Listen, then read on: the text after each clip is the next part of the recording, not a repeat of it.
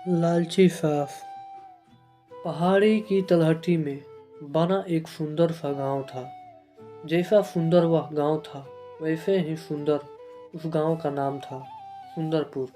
गांव सुंदरपुर में वैसे तो सुख शांति का वास था, लेकिन वहां के सरपंच की पत्नी कुंती बड़े ही दुष्ट स्वभाव की स्त्री थी।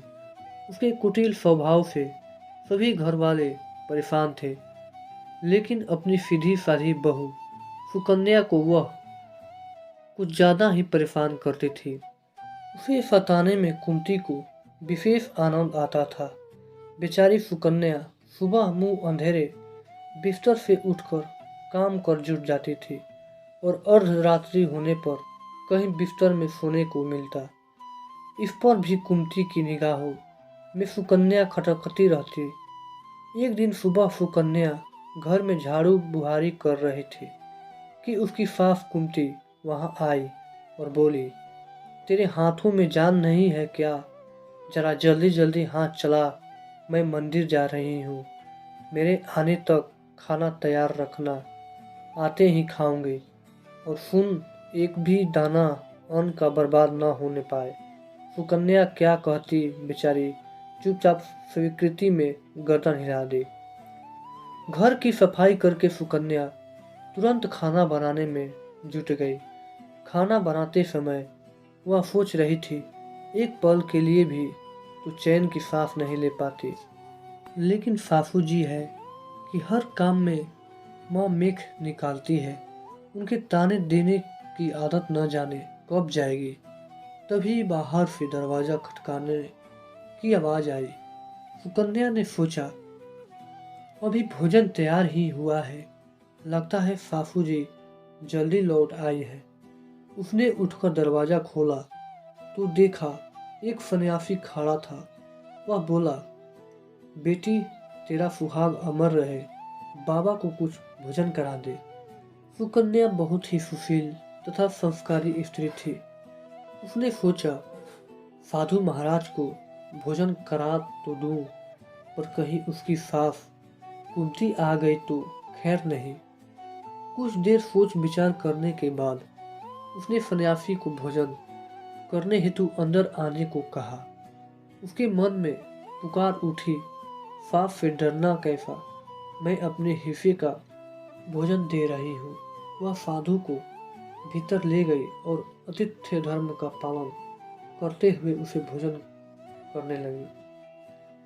अभी साधु भोजन कर ही रहा था कि सुकन्या की सास आ गई।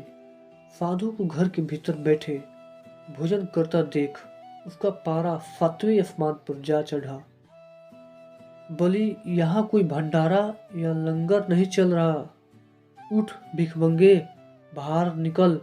सुकन्या ने सास को रोकने की चेष्टा की, लेकिन उस दुष्ट स्त्री ने सन्यासी को धक्के मारकर घर से निकाल दिया। अब उसका क्रोध सुकन्या पर टूटा।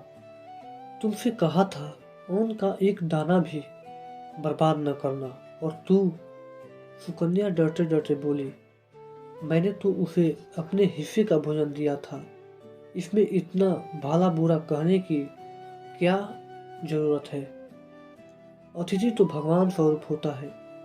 आतिथ्य धर्म का पालन तो हर गृहस्थ को करना चाहिए। काफी देर तक सास बहू की तकरार चलती रही। अंत में उस कुटिल सास ने सुकन्या को भी धक्के मारकर घर से बाहर निकाल दिया। वह बेचारी रोती कलपती दरवाजा पीटती रह गई, लेकिन कुंती तो जैसे पत्थर बन गई थी। उसका आदिल न पसीजा। अब सुकन्या के पास एक ही रास्ता शेष बचा था कि अपने के घर लौट जाए। उसका मायका वहां से काफी दूर था और बीच में घना जंगल भी पड़ता था। सुकन्या भूख प्यासा से निढाल चली जा रही थी। अचानक जोरों से बादल गरजे और मूसलाधार वर्षा हो गई। वर्षा से बचने के लिए उसने एक पेड़ की शरण ली, लेकिन वर्षा का वेग इतना तीव्र था कि बचना मुश्किल हो गया। उसी पेड़ में एक कटोर बना था। सुकन्या यह सोचकर उसमें घुस गई कि वर्षा रुकने पर बाहर निकल आऊंगी। वास्तव में वह पेड़ दो राक्षसियों का निवास स्थान था। वो भी वर्षा से परेशान होकर पेड़ की ओर आ ही रही थी। एक बोली, अब तो चला भी नहीं जाता, वरना मन तो कर रहा था कि सोना टापू चली जाऊं। दूसरी राक्षसी बोली, इसमें क्या बड़ी बात है, यह पेड़ हमें अभी उड़ाकर वहां पहुंचा देगा। कहकर दोनों पेड़ की शाखा पर बैठ गए। उधर थकी हारी सुकन्या की कोटर में घुसते ही नींद आ गई थी, लेकिन पेड़ के उड़ने से लगने वाले झटकों से उसकी नींद खुल गई। पेड़ को उड़ता देखकर वह घबरा गई। शेष कसर बाहर झांक कर देखने से पूरी हो गई। जब उसने पेड़ की शाख पर दो राक्षसियों को बैठे देखा, अंततः उसने परिस्थितियों से समझौता करते हुए सोचा, जो होगा अच्छा ही होगा।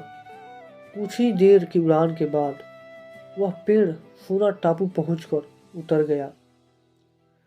दोनों राक्षसियों को भूख लग आई थी, तो वे दोनों शिकार की तलाश में निकल गए। उनके जाने के बाद डरी सहमी सुकन्या कुटर से बाहर निकाली और चैन की सांस भरते हुए हाथ पांव सीधे किए। जैसे ही उसने सोना टापू पर फैली रेत देखी तो चौंक कर बदबदा उठी। यह रेत तो चमचमा रही है। गिर उसने राउत हाथ में उठाई तो जोर से चिल्लाई, अरे यह तो सोने की रेत है। अपनी धोती के आंचल में वह जितनी रेत बांध सकती थी बांध ली और पुनः कुटर में घुस गई। तभी दोनों राक्षसियों पेड़ की ओर वापस आई। एक बोली, भरपेट खाकर तृप्त हो गई, अब वहीं लौट चलते हैं जहाँ से आए थे। थोड़ी ही देर में वह पेड़ फिर वहीं पहुंच गया। पाँव फटने पर सुकन्या उस राक्षसियों की भय से कोटर में ही छिपी रही। जब किसी कार्यवश वे वहां से गई तो वह बाहर निकल आई और घर की ओर चल दी। वह सोच रही थी, इतना सोना देखकर सासू जी खुशी से पागल हो जाएंगे और यंके सभी गीले शिकवे दूर हो जाएंगे। घर के द्वार पर पहुंचते ही सुकन्या बोली, देखो सासू जी, मैं क्या लाई हूँ। और यह कहते हुए घर के भीतर प्रवेश कर सोना मिलने की पूरी घटना सास को बता दी। कुंती कुटिल तो थी ही, बोली, बहुत काम सोना आई है तू सासू जी, हमारी 3-4 पीढ़ियों के लिए काफ़ी है। सुकन्या ने उत्तर दिया, अरे मूर्ख, सोना भी कभी काफ़ी होता है, जितना हो उतना कम है। अब मैं जाऊंगी, फिर देखना कितना सोना बटोर कर लाती हूँ। सुकन्या ने अपनी सास को बहुत समझाया, पर उस लालची मुंड स्त्री ने उसकी एक न सुनी और जाकर उसी पेड़ उन्हें लेकर उड़ चला। कुंती उत्सुकतावश जाग ही रही थी, तभी उसके कानों में एक राक्षसी का स्वर टकराया, आज मछली खाने का मन कर रहा है। दूसरी ने उत्तर दिया, चलो मत्स्य द्वीप पर चलते हैं, वहाँ बहुत मछलियाँ मिल जाएगी खाने को। उनकी बातों को सुनकर कोटर में बैठी लालची कुंती स्वयं पर स्वयं न रख सके और बोल पड़ी, अरे तुम सोना टापू क्यों नहीं जा रही हो। उसकी आवाज़ सुनने की देर थी कि राक्षसियों समझ गई कि जरूर कोई चोर पेड़ पर छिपा बैठा है और उन्होंने कुंती को कोटर से उठाकर बाहर फेंक दिया। धरती पर गिरते ही उसके प्राण पखेरु उड़ गए। दोस्तों, कहानी कैसी लगी?